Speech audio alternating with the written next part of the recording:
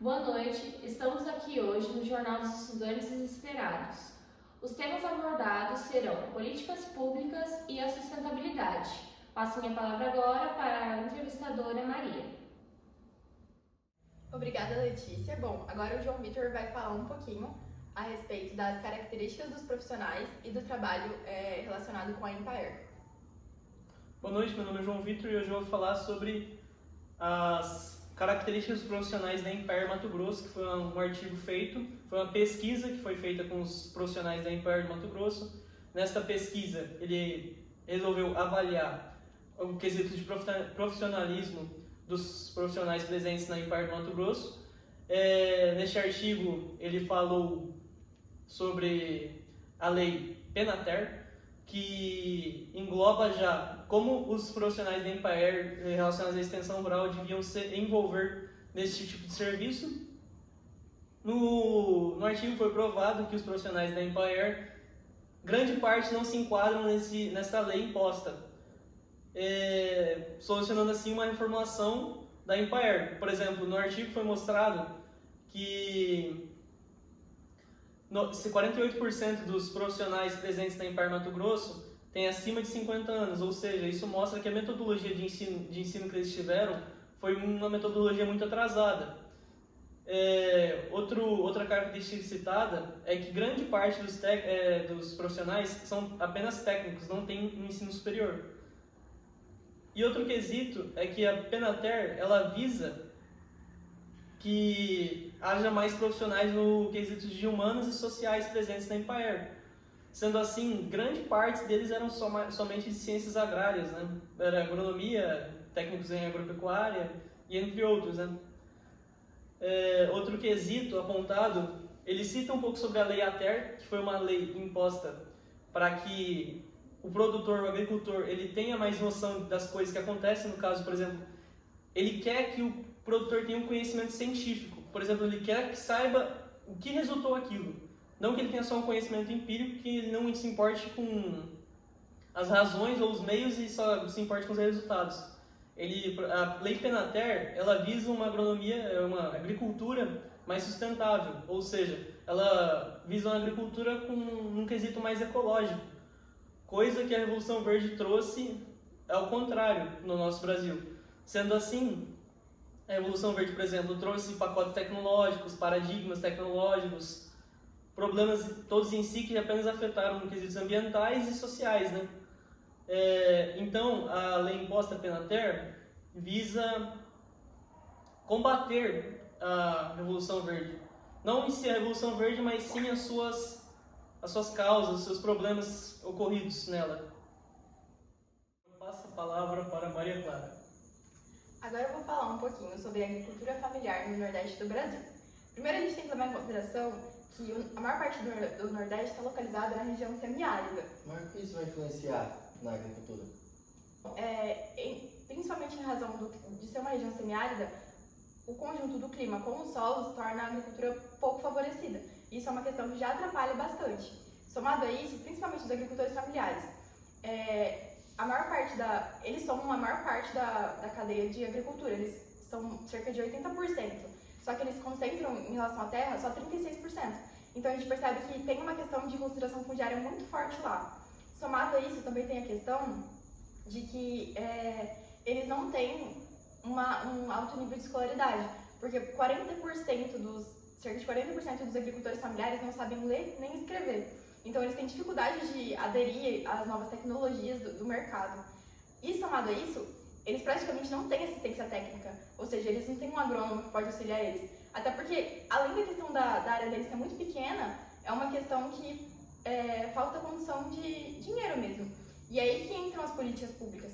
Por exemplo, o PRONAF, a própria questão de previdência social rural, Bolsa Família, todos esses programas públicos, eles auxiliam bastante a questão de renda deles.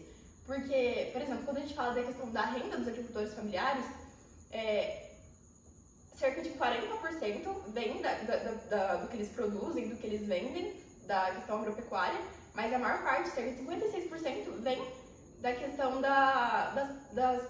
dos programas públicos, como, por exemplo, a Previdência.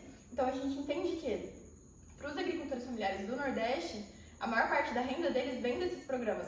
Só que, claro, ainda falta mais assistência. Por exemplo, eles não teriam um acesso a uma assistência técnica, um agrônomo auxiliando eles. Isso é uma coisa que falta. Então a gente entende que já tem programas públicos que auxiliam eles, e bastante, pela questão de renda deles, mas faltam ainda um incentivo à questão de, às vezes, cooperativas que poderiam auxiliar eles como agrônomos, mas falta ainda o incentivo de programas públicos voltados a isso. Esse é um dos grandes problemas dos agricultores familiares do Nordeste. As entrevistas, passo minha palavra agora para o Thiago. Bom, agora eu vou falar um pouco sobre a questão da reforma agrária no Brasil, voltada ao Mato Grosso. A reforma agrária é uma questão estrutural do capitalismo. Sempre que vem voltado à questão, o debate da reforma agrária, sempre vem voltado também à questão de certos preconceitos que existem dentro dela e a questão de problemas associados a sua palavra, mesmo até a sua pronúncia da palavra já vem a questão da recriminação, algumas vezes até das pessoas. A reforma agrária, muitas vezes, ela é um ato social que muitas pessoas pensam que conhecem, sabem o que é, mas verdadeiramente não sabem. Dentro da sociedade é imposto um conceito de como determinadas coisas são, de algumas classes sociais na sociedade. Por exemplo, um exemplo disso é quem é a favor a algo e quem é contra. Como um exemplo é a reforma agrária. Existem certas divisões da sociedade que tem a favor da reforma agrária e contra ela. E dentro dessas divisões existem alguns ensinamentos que tem uma e de um lado não tem, como a aceitação e o que realmente ela é. Na questão das pessoas que são contra a reforma agrária, fica sempre ali, desde pequeno, se tem um conceito que vem associado aos problemas, a questão de que não vai ter um desenvolvimento e sempre voltado ao grande agronegócio. A reforma agrária, na visão de quem concorda com ela, vem a divisão e a igualdade do direito, a questão dos latifundiários, porque a divisão de terras dentro do Brasil, principalmente dentro do Mato Grosso, é algo muito, muito desigual, principalmente pelo fato de muitos agricultores terem posse de uma pequena porcentagem de terra e poucos agricultores de uma grande porcentagem de terra. Com isso se vem o fato de que isso não é de hoje ou uma questão de poder político imposta agora, ou que algum governo, como muitos falam, mudou o governo lá, muda. Não. Isso é algo que já vem imposto desde o início com a questão da marcha ao oeste. A marcha ao oeste ela veio com a intuição de ocupar o Mato Grosso. Com isso, a distribuição de terra foi feita até pela questão do capital da pessoa. As terras foram dadas só para quem tinha o poder aquisitivo na época, para dar continuidade à atividade ali, para não ser apenas deixar uma terra abandonada e voltar a ser o que era antes. Agora eu dou fim à minha palavra. Bom, agora eu vou passar a fala para a nossa colega Letícia. Bom, vou falar agora sobre uma pesquisa voltada ao Programa Produtor de Águas aplicado na cidade de Tangará da Serra, Mato Grosso. Porém, ainda trata-se de um programa que em Tangará da Serra poucos produtores aderiram ao mesmo, são parceiros, seja por baixa condição financeira, falta de escolaridade, pouco retorno visível e também imediato para os mesmos. Com isso, temos também a falta de divulgação, pois na pesquisa há um produtor que relata que só ficou sabendo por meio da Universidade Federal, estadual, né, o nosso? Universidade Estadual de Mato Grosso, a UNEMAT. E vale ressaltar que essa adesão é totalmente voluntária. Dentre os produtores que já estão ali adeptos, a maioria só está participando a fim de melhorar a crise hídrica enfrentada no município de Tangará da Serra na última década e também melhorar a conservação ambiental. Por último, temos também o viés financeiro. Para agricultores e tudo mais, algo muito pouco, porque eles vivem daquilo. Então, eles vivem da terra que estão ao redor da bacia hidrográfica do córrego Queima-Pé. Então, eles necessitam das terras, necessitam das águas, necessitam que aquelas terras sejam férteis para então eles retirarem a renda deles, já que 60% dos produtores adeptos têm somente a agricultura familiar como recurso financeiro. Como a nossa amiga aqui, Maria, já tinha citado, as políticas públicas, elas são importantes tanto nos viés sociais e econômicos para a sociedade, o que traz então que essa parte de arrecadação de dinheiro para o programa e o repasse para os produtores seja então favorável e beneficente para ambos os lados. Porém, temos também o empecilho de que, mesmo os produtores tendo aderido a ambas as etapas do processo que o programa nos pede, eles não tiveram um bom ressarcimento. Eles pediram mais do que aquilo que foi recebido por eles ter cumprido ambas as cláusulas do programa. Com isso, temos a conclusão de que na última década em Tangará da Serra vem sofrendo sim déficit hídrico e isso está influenciando muito na produção e na questão familiar dos produtores rurais. E mesmo eles sendo adeptos, o programa não está chegando em todos eles.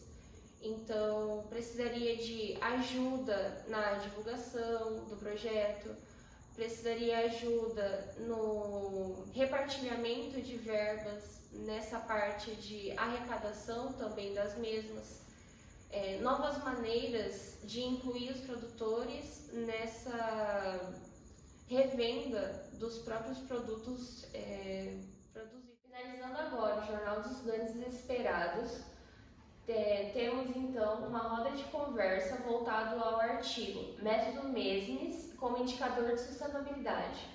Algum de vocês saberia me dizer o que é um indicador de sustentabilidade?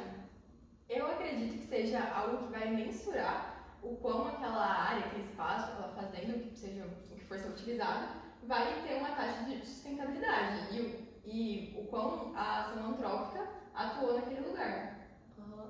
E o que seria então o método Mesmes? Bom, o método Mesmes é onde se teve a criação de parâmetros, determinadas métodos de manejo, de como identificar e como classificar a questão da sustentabilidade dentro de uma propriedade, onde se tem ali várias regras que se criaram, vários pontos e onde se tem como se fossem notas, vamos colocar assim. Teria algum exemplo a ser aplicado? Bom, lá no Piauí que teve um exemplo que teve a junção, que é a grande questão sustentabilidade e produção, onde se teve um bom resultado no norte do Piauí, onde esse método foi aplicado e teve uma alta na produção e na rentabilidade do produtor. Voltado também a algum exemplo, a aplicação do Mesmes, teria algo fora? No Rio Grande do Norte, houve a introdução do método Mesmes, visando avaliar os indicadores de sustentabilidade no quesito, por exemplo, de produção. Foi utilizado o método convencional, que no caso envolve os métodos de monocultivo, um método mais tradicional de uso de plantio, e um método alternativo, que já visa o método Mesmes, que no sentido ele visa uma agricultura mais ecológica, um método agroecológico, como é dito. Caramba! Tem também um exemplo em Minas Gerais que ele cita que o método Mesmes ele favoreceu a sustentabilidade voltado para uma aplicação de mata nativa, pastagens, juntamente perto de uma nascente em Minas, né? E essa questão da sustentabilidade mesmo que você falou, algo voltado para o agro, também melhorou muito. Então a gente percebe que o Mesmes ele vem sendo utilizado em vários lugares, né? Não só no Brasil, fora também. E é importante, porque é uma forma de a gente saber se o manejo que a gente vai estar tendo numa fazenda, por exemplo, quando a gente estiver trabalhando, vai estar adequado, vai estar sendo sustentável, ou se vai ser uma coisa que a gente tem que parar e pensar e fazer de outra forma.